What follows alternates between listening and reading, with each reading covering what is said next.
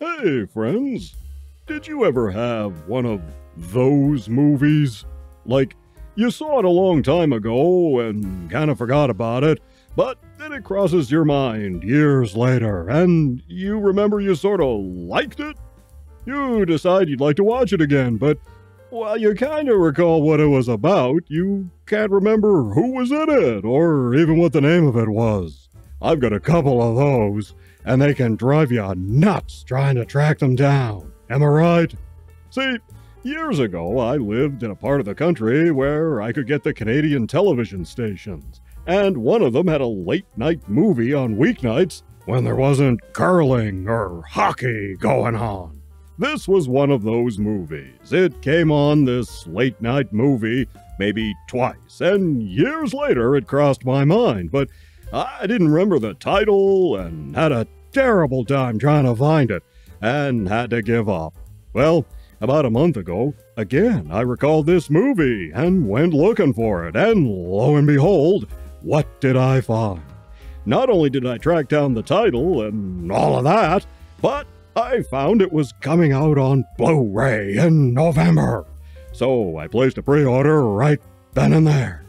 And now I have a copy of this thing for my very own. And finally, after years, I screened it the other night. So, what was this movie? It's Heavenly Bodies, a Canadian picture from 1984. Does this movie hold up as well as I remembered? Well, let's find out. Our story goes like this. Our heroine, Samantha, is a single mom who works a grunt job as a typist, but she has big dreams. She is a proponent of Dancercise, not to be confused with Prancercise. Prancercise is a trademarked exercise method created by Joanna Rohrbach. It's sort of a combination of dancercise and power walking. But this movie is not about that. It's about this dancercise or aerobicise type of fitness stuff that was all the rage back in the day, in no small part thanks to Jane Fonda and her workout videos. Anyway, Samantha and two of her friends decide to open their own Dancercise studio, pool their resources, and lease a big old warehouse for it. They call the place Heavenly Bodies. And guess what? The thing's a big hit. Samantha just has a knack for teaching, and her true love of dancing and stuff draws people in. Sam has met a new boyfriend, Steve, a football player. He and his team took dancercise lessons from Sam to help improve their coordination on the field and whatnot. Anyway, he's hot for Sam, and she's pretty hot for him too. Then one day, Samantha beats out a rival for a job hosting a daily fitness workout television show. This rival chick works for a bigger dance studio and has makeouts with the boss. She soon starts conniving to take down Samantha's club and get her revenge. But this boss of hers starts getting turned on to Samantha instead. Oh, but he's a bad guy, so, he's no good. When this boss and the rival chick kneecap Sam's operation by playing around with her lease, Sam goes on her show and challenges the bad guys to a winner-take-all, last man or woman standing, Dancercise off. Will Sam win the contest and get to keep her dance club? Will her boyfriend forget and throw her kid instead of a football? And what of Joan Jett? Now, most of the cast here is, honestly, not well known, or at least well known outside of Canada. Many played supporting roles or made one-off appearances on Canadian TV. Some didn't do very much at all.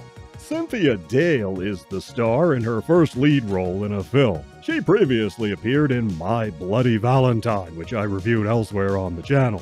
And she went on to appear in a lot of other stuff, such as the long-running drama Street Legal.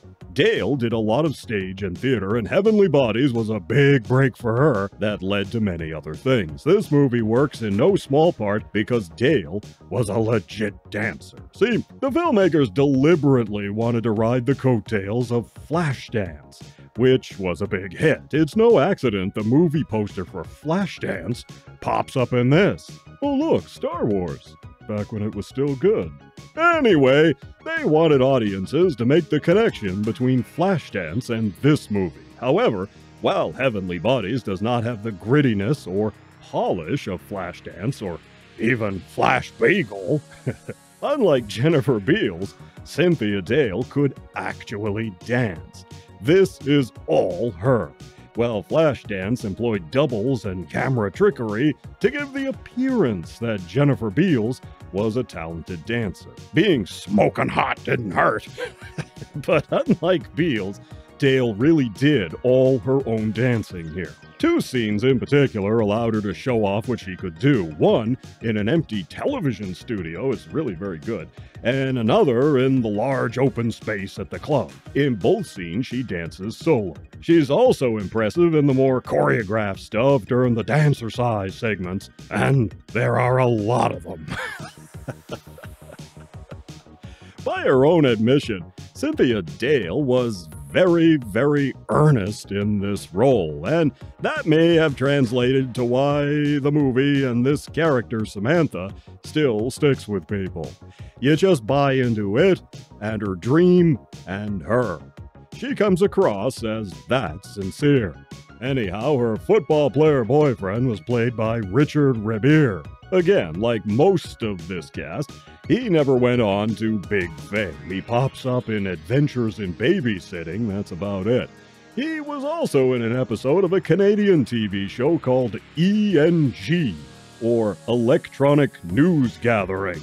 This was a Canadian production made in Toronto. So, like, Lou Grant was about people working at a big city newspaper, right? Well, E.N.G was about a big city television news team. I remember seeing some of it back in the day. It was alright. The bad guy who operates the rival club was Walter George Alton. He made 4 films. That's it. He appears in 10, the Bo Derek movie, and also this weird thing I need to find a copy of called The Puma Man, an Italian sci-fi picture where aliens give a guy a mask that allows him to become a puma, or something. Anyway, Heavenly Bodies was his last film. He just stopped making them. However, there is at least one bona fide star in this movie, and that's this guy, who plays the actual owner of the rival dance place. He finances it. His name was Sek Linder. He did a lot of stuff on the big screen and the small. He was in Lolita, Atlantic City, and regularly appeared on one of my favorite Canadian TV shows, Seeing Things. And he will be forever immortal, thanks to playing a supporting role in one film. Because you may know him best as Felix Leiter in Goldfinger. He doesn't have too much to do in this picture, but he's here. Heavenly Bodies was directed by Lawrence Dale, his one and only turn in the director's chair. He was actually an actor with a long list of credits.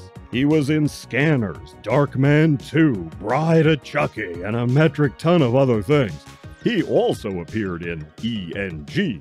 For his one shot as a director, I thought he did all right. This film was shot in a mere 18 days, and it doesn't really look it. However, it did remind me of something Roger Corman might make. It does have that economical feel about it. The thing was all shot in Canada, and it has that feel too. Everything looks real, all made on location, that kind of thing. The film was underwritten by Playboy magazine, yeah. But although you think there'd be a lot of naked action, there really isn't any. There's a couple of makeout scenes, but you don't see very much. The rest of the time, the chicks are all dancing in their leotards. And they are hot 80s chicks. So there's that anyway. They had a good cinematographer, which helps a lot. And there's a very 80s sounding soundtrack, as you might imagine. No hits or anything, but it has the 80s sound. So, what does this movie get wrong? Well, there's no way they would be doing Sam's Fitness Show live in 1984. They wouldn't have to. They'd tape the thing in advance, but not here. This allows Sam to challenge the bad guys live on air to the Dancercise contest, which would never have happened in the real world. It also implies the show is that big a hit and that far-reaching. Again, not very realistic, but whatever. I also think these filmmakers slightly conflated Dancercise with actual Broadway stage dancing with all the choreography and everything. They're not exactly the same thing, not that that matters either, really. So how about it? Does it live up to how I remembered? Well, the acting is serviceable, at least. The film has a consistently good look to it, the music is fun. This movie is more than the sum of its parts. It overcomes its limitations and winds up being very watchable, and not a bad example of these sort of dance movies that were around at the time. And hey, it's got 80s chicks dancing around in leotards, which is always great. The movie even has leg warmers and everything. What's not to love? And this Blu-ray is really nice. It has an interview with Cynthia Dale and a fun insert booklet made to look like a TV guide or a fitness magazine. So, I'm giving Heavenly Bodies 2.5 paws up. Okay, objectively this is maybe a 2-paw picture, but that extra half paw is for being a scrappy little production doing its best with what it has and making it work, just like Samantha and her dance studio. Won't lie, there's a little nostalgia in there too. You ever heard of this picture? Let me know down there in the comments. You take care of yourselves, and I'll see you in the next one.